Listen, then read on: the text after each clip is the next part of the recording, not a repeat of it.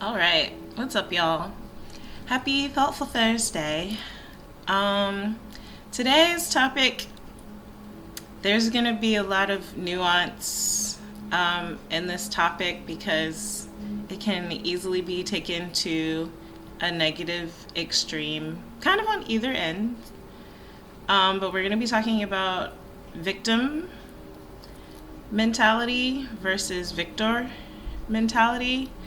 And this is a sensitive, it's kind of a a landmine type of topic. I feel there's so much back and forth, um, depending where you go on social media or who you talk to about victim mentality, which unfortunately, although victim mentality is a real thing, it's also often put on people to gaslight them. So I do want to distinguish that very early on, that victim mentality is commonly used as a weaponized or as an attack to basically shame someone who is actually a victim, to try to minimize their victimhood. So we do want to be careful not to victim blame or victim shame by calling out victim mentality. Now, true victimhood and victim mentality are two different things. I am not the end all be all expert on this by any means, nor am I claiming to be, but it's something that I want to bring up because it's an important distinction to make, and I feel like they get muddled together a lot, and I haven't really seen a lot of people talk about the nuance of being a victim, versus embodying victimhood and having a victim mentality and a victim mindset. There's so many different. I feel like I kind of need to make a flow chart for this. And then being a victim and having a victor mindset, because you can do both. You can be a victim and you can have a victim mindset, and you can be a victim and you can have a victor mindset. And what I do see people discuss sometimes, what I find really inspiring is I see the people that talk about how you can choose how to express, like, if something happens to you or if you're having a bad, like, series of unfortunate events type stuff happening in your life. You don't get to choose what happens to you, but you do get to choose how you deal with what happens to you. So I'll start with a personal example, since this is my wealth journey after all, and main purpose of this channel is for me to, like, share my experiences with you all, so that hopefully it can help and you can, like, learn from some of the things that I've learned from life and my journey, and also learn from other people. So just passing on those experiences. So back in the day, when I was getting my first kind of real job in that era, probably like high school, I don't know, it was a long time ago. I did have my first couple of jobs. It was like Dairy Queen, then wait, was it Blockbuster or the other one? It was one of the video stores, that tells you how long ago that freaking was. Aging myself right now. But that store closed down, and I needed a place that was close to where I lived because I would ride my bike to work. Yeah, that was like around high school. I would ride my bike to work, and they opened a little restaurant there instead. It was like a little Irish pub. And so I was like, oh, cool, I can just work in the same place, but it's a different establishment. So I went and applied there. I have no idea if this had anything to do with it, but it was all white people. It was an Irish place. It kind of made sense. Yeah, so needless to say, for those of us that are blessed with lots of melanin, sometimes you get into situations where it's kind of iffy, like, oh, like, am I even welcome here? Like, And this is another area where I want to point out the nuance, because you know who loves to put victim mentality on black and brown people? colonizers, yes, I'm gonna say it, they love to be like, oh, y'all are stuck in the victim mentality. So this is why I wanted to start with that nuance up front, that we are not gaslighting victims in this video. That is not what this video is about, because people do be putting stuff on other people and try to make it seem like it's our fault. No. So anyways, I didn't get that job, mysteriously. We don't know why. Maybe they genuinely had enough people already. Like, remember, this is brand new establishment, like just starting to open up, and they have like their wanted or hiring stuff out. So, it seems like they did need more people, but they didn't choose me for whatever reason, and that's fine. That was on them. I didn't super question it. I was just like, oh, okay, well, I guess they didn't like the interview. Mind you, I was a person that every interview I went to, up until that point, I got hired at every single thing that I applied for. So I was definitely like a spoiled mofo by the time I got to that interview. I mean, it was like stuff where you don't need any kind of, it was a restaurant, so, and I had already worked at Dairy Queen, and I had worked in that same building prior. So yes, I was like, oh, this is interesting that they didn't hire me for this, but okay, let me go apply somewhere else. So then I went literally across the street, another restaurant, and got hired there. The other restaurant was so much bigger and like such a better restaurant. It was Bonefish Grill, versus like the little sporty Irish pub that I think they also closed again now, by the way. Haha. Anyway, it was called Beef O'Brady's. I was just like, why did I even want to work there? It was because it was the same building. That's why. But yeah, I just went across the street to Bonefish Grill. It was like classy and nice and elegant. They already had a diverse staff, and I got hired right away. It was so easy. Like back to the norm, back to what I was used to. We're gonna have to talk about privilege too eventually. Maybe not in this video. We'll get to privilege later. But yeah, I realized, oh, I'm so glad that Beef O'Brady's did not hire me, because this is like miles better, like so much better. I made great money. I started off as a hostess, and eventually I got promoted to server, and then I got like so spoiled because, servers, we make tips, and because it was like a classier, one of the nice restaurants in the area at the time, the tips were great. I made like great tips every night. That was like the most money. That was the first job I had where I made, or I would say that was like the most money or the best paying job that I had yet to that point. Getting like, and having like that kind of cash with me all the time, like hundreds of dollars pretty much at least like $100 a night usually, if not more. So yeah, that was a blessing that the other place didn't hire me. Whereas sometimes you might have something that doesn't go well for you. That wasn't the only place that didn't hire me, but it was pretty rare. Like I was a very good interviewee for the most part. I've been told that. And I look for connection. Like I look for ways to connect with the interviewer. I'm friendly, I'm smiley. Like y'all can kind of get a sense for how I would be in an interview from this probably. I'm pretty competent. Not to like toot my own horn, I'm pretty competent in all the most important ways. And I respond to feedback and criticism as well. And I can tell when I'm not doing a good job. So the self-awareness actually probably is the main thing. If it doesn't feel like it's going well, I know, because if I'm not vibing with the interviewer and it feels awkward or strained, then I know.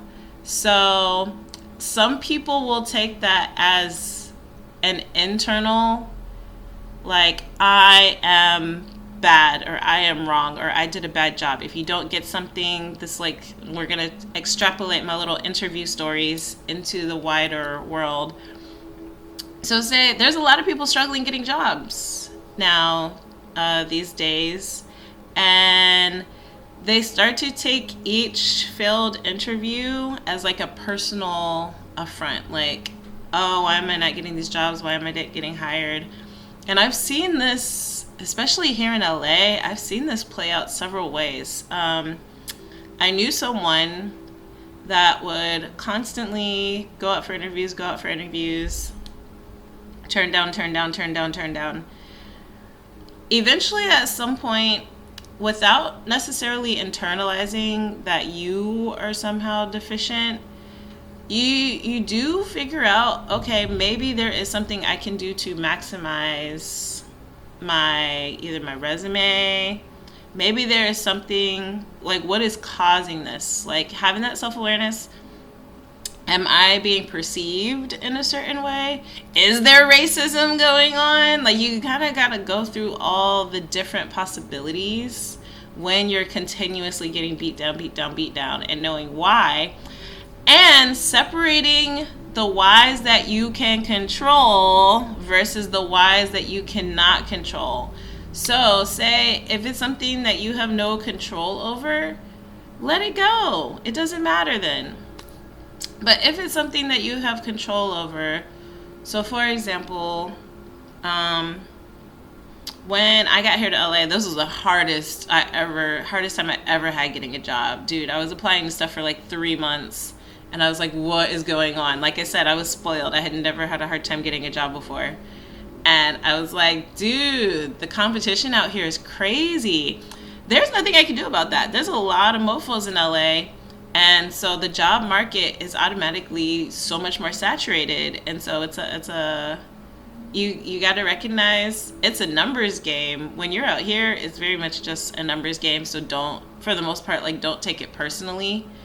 But you got to figure out how to make yourself stand out. Like, you do have to kind of take, where you can take the accountability is not in how saturated the market is, but it's like, you can get into a victim mentality with that about, oh, well, the market is saturated and there's no jobs. And like, you see the people all the time on the internet. There's like, oh, there's no jobs. Oh my God, this economy. Oh, you can't do this.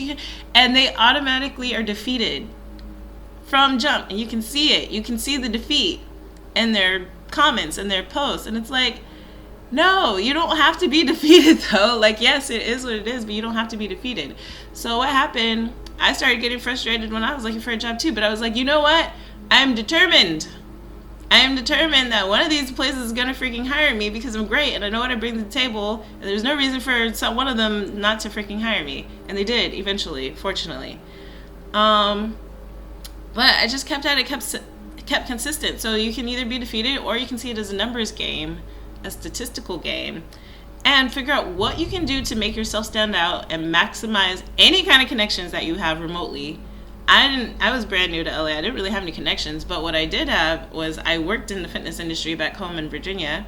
I worked at the YMCA back home in Virginia, and look, they have YMCAs here. What do you know? So I leveraged that past connection, like, hey, I'm coming from a Virginia YMCA. And so obviously we're good people already. So yeah, like, don't be afraid to use any kind of advantages that you have. Use them. Any kind of advantage. Literally, this might be controversial. If you're cute, use that. Like, if you have a good personality, use that. If you, like, tall, whatever, like, privilege is real. Privilege exists. If you recognize, like, if you sit with yourself and think about, oh, how do people respond to me when this, and this happens?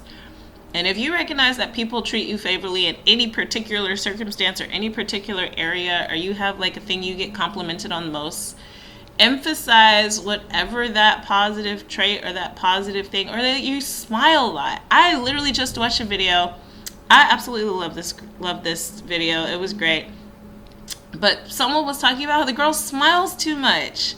And she was talking about how people literally messaged her, like, she had gotten the people that were like, you smile too much and don't, like, it's gonna make people not take you seriously and blah blah blah. And then other people have messaged her saying, like, how warm and inviting her smile was and how it, like, got them to open up and actually want to work on themselves because they saw her smile. And I was like, dude, you never, like, you never know what some positive characteristic that you have, it's part of your personality or whatever, is going to touch somebody, is going to be helpful, is going to help you get even farther. She's a freaking millionaire now and does great business. And I'm like, if she was not so smiley, she probably wouldn't be doing as well as she is.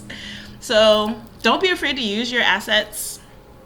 Use any kind of advantages that you can get, but not in a jerky way. I feel like that's the true definition of a victor mentality, is that you recognize that there are real things that might be in your way, that might be obstacles that might be stopping you, that you are a victim of. You are a victim to, if you're black or brown, you are a victim usually to oppressive systems and racism. It might not be across the board, and it might not be noticeable in every area, but I guarantee it's probably come up somewhere.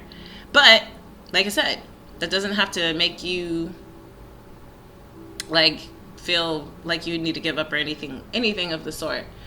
Yeah, and I grew up obviously as a black woman, and I'm constantly amazed, honestly. Like, yes, I am in the minority and I'm a woman at the same time, but I'm constantly amazed with how much privilege, as I've gotten older and as I've gone through things, I'm like, oh, I have so much privilege though. I still have so much privilege. And I feel like when you recognize the privileges that you do have, we all have some kind of privilege. Heck, it might just be my mindset. I don't even... we could, like I said, we'll probably do a deeper dive on privilege later. This is a separate video. Sorry, y'all. Let me stay on task. But yeah, it can be something so small, but the smallest things will help you because it'll keep you moving in the direction of things that you can impact for yourself. So that is an empowerment, aka where we get victor mindset. You empower yourself by focusing on the things that you can affect, focusing on the things that you can impact for the better, versus dwelling on all the things that you cannot fix and you cannot solve. Another example of this is human psychology. What do you feel? How do you feel when you see someone that is in that woe is me state? They're like, oh my God, I can't get a job. I can't pay my bills. I can't do this, and that. I can't do blah, blah, blah, blah, blah. And that's all real and it's all valid. But it's like, how does that make you feel when you see that? Do you want to like be around that person? Do you want to try to help them? You might want to try to help them or something. But like, what are your emotions? Like, generally speaking, what I've observed is people that are in their rock bottom and they're like actively talking about how rock bottom they are with like no light and no hope. I just get overwhelmed personally. This is me. I get overwhelmed and I'm like, damn, that sucks. And I empathize and I'm like, that's so terrible. Like, I wish you the best and I hope you get out of it. But I want to remove myself from that situation immediately because that's a downer. Like, it's depressing when you see people are struggling and like they don't know what to do to get out.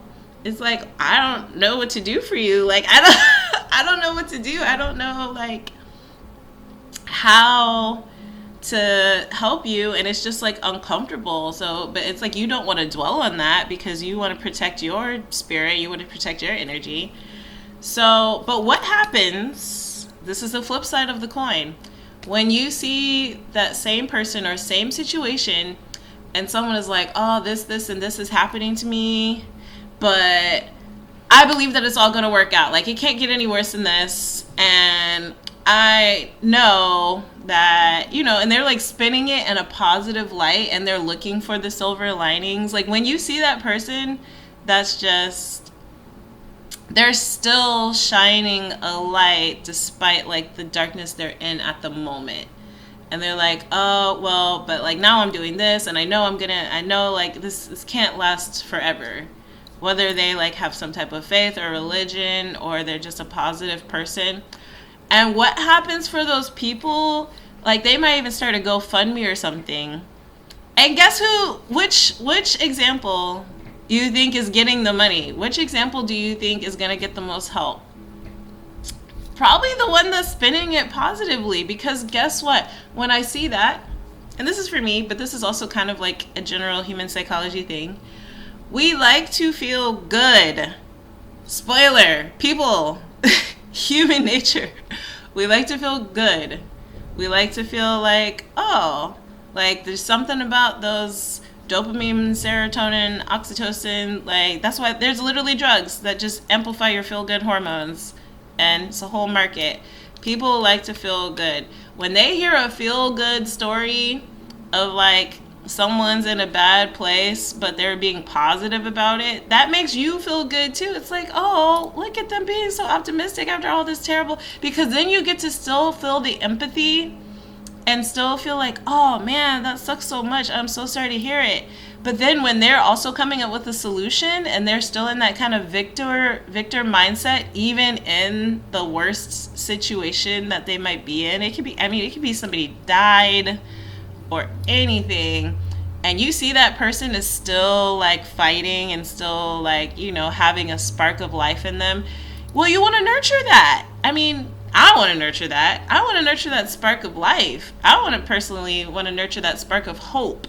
If all I see is doom and despair, there's like nothing to nurture. It's just like, damn, I hope you get out of that, but that doesn't like pull me to like try to figure out a solution if they're not figuring out a solution. What did it say? Like, you got to kind of help yourself first, and whatever energy you're giving yourself, that's the energy you're going to attract.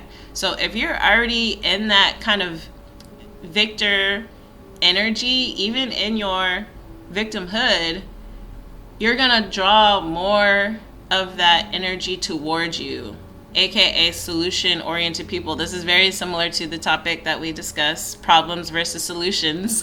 Now we're on victim versus victor.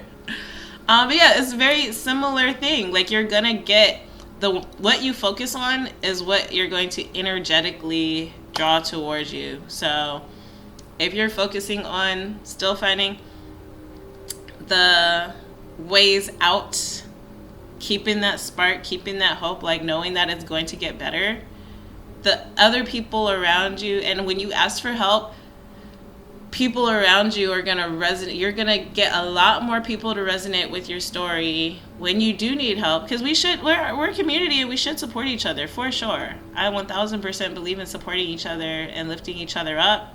Like, this is not, we've become a very individualistic society, and that's not helpful, because people really be struggling and need help because of the situations are real. But it's two totally different mindsets to look at it from. And this is not to say like, oh, just be toxic with positivity all the time and like ignore the negative stuff. Like, we're not ignoring it. We're fully acknowledging the situation and the depth of the situation, while recognizing it's not something that we have control over. And it's not something we can change. Well, recognizing there's aspects that you cannot change, but there are aspects that you can. And there's things that you can, there's always something that you can do. Whether it's like resting and just like taking some mental time to like let go of some of the more negative parts of it, because you can't change it. But like, you can feel it. Like, you don't ignore it and you don't pretend it's not there. You don't act like, oh, everything is sunshine and rainbows when it's not. That is not what I'm saying. We don't remove ourselves from reality. But yeah, you get to choose which reality is actually going to benefit you. That's what I will say. Choose which reality is going to benefit you. Because both realities are real. Just like the solutions, the problems are real. The solutions are just as real as the problems. And whichever one you focus on is the one that's going to occupy your mental space, and is the one that's going to get nourished and fed by your energy, because you're focusing on it. That's what happens when you focus on things. They get power. Your mental power is going towards that thing. All right, so I think that's all I got for today's video for this topic. But yeah, this is food for thought. Victims versus victors. I tried to cover as much of the nuance as I could that came to mind. If you felt anything resonated with you in this video, please give it a like. Comment if I left anything out. Yeah, that's everything. Let's get that wealth, y'all.